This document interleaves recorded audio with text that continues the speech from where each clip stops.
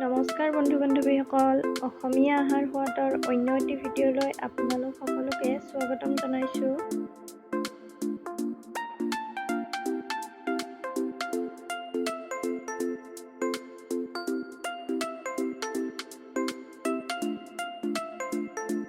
পিঠাগুড়িৰ ৰসমলাই পিঠা বনাবৰ কাৰণে মই এইটো বাতিৰে এবাতি ভজা পিঠাগুড়ি লৈছোঁ।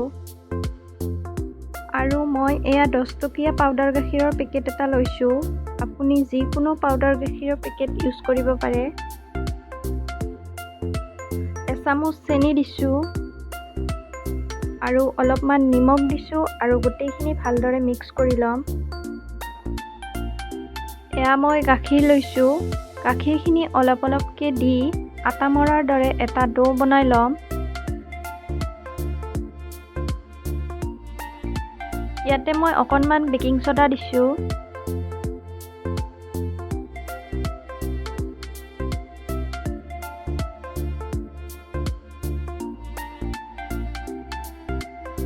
এইখিনি মই এতিয়া ঢাকি থৈ দিম।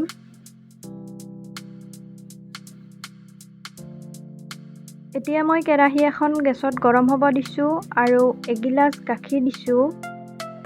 গেছৰ ফ্লেমটো মই একেবাৰে ল'ত ৰাখিছোঁ। এতিয়া ইয়াতে 3 চামুচ চেনি দিছোঁ। মিঠাটো আপুনি আপোনাৰ সোৱাদ মতে দিব। এতিয়া এচামুচ ঘি দিছোঁ।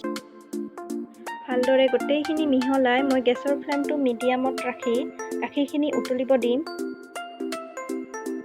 এতিয়া মই পিঠাকেইটা ৰেডি কৰি ল'ম। এয়া পিঠাগুড়িখিনি দেখিছে, গোটেই গাখীৰখিনি শুকাই লৈ গৈছে। ভজা পিঠাগুড়িয়ে বহুত গাখীৰ শুহি নিয়ে, সেইকাৰণে ইয়াতে মই অলপমান গাখীৰ দি ডোটো নৰম কৰি ল'ম। ভিডিঅ'বোৰ চাই কেনে পায় কমেণ্ট এটা কৰি জনাব, লগতে লাইক আৰু শ্বেয়াৰ কৰিব। মোৰ চেনেলটো যদি এতিয়ালৈকে আপুনি ছাবস্ক্ৰাইব কৰা নাই তেতিয়াহ'লে ছাবস্ক্ৰাইব কৰি দিব, লগতে কাষতে থকা বেল আইকনটো ক্লিক কৰি দিব যাতে মোৰ নতুন ভিডিঅ'বোৰৰ ন'টিফিকেশ্যন আপুনি পাই থাকে।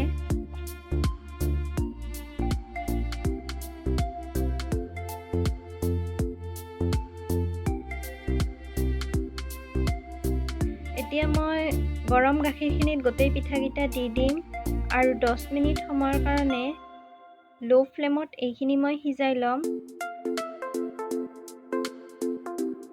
10 মিনিট হৈ গ'ল, পিঠাকেইটা সিজিছে। এতিয়া ইয়াতে মই অলপ ইলাচি গুড়ি দিম গোন্ধটো ভাল হ'ব কাৰণে। এই পিঠাটো খুবেই টেষ্টি হয়। আপুনি এবাৰ বনাই খাই চোৱাৰ পিছত বাৰে বাৰে বনাই খাব মন যাব। এতিয়া মই ইয়াতে 1 চামুচ ভজা পিঠাগুড়ি দিম। ভজা পিঠাগুড়িখিনি আপুনি মই ভিডিঅ'টোত দেখুৱাৰ দৰে এনেকৈ ছিটাই দিব, নহ'লে গৰম গাখীৰত পৰাৰ লগে লগে ই গোটা লাগিব পাৰে। এনেকৈ ছিটাই দি ভালদৰে লাৰি দিব আৰু 1 মিনিট সময় ৰখাৰ পিছত ইয়াক নমাই থৈ দিব, কাৰণ বেছি সময় ৰাখিলে গাখীৰখিনি গোটেই গোটা লাগি যাব। এয়া ৰেডি হৈ গ'ল মোৰ পিঠাগুড়িৰ ৰসমলাই পিঠা। আশা কৰোঁ ভিডিঅ'টো চাই ভাল পাব। ধন্যবাদ।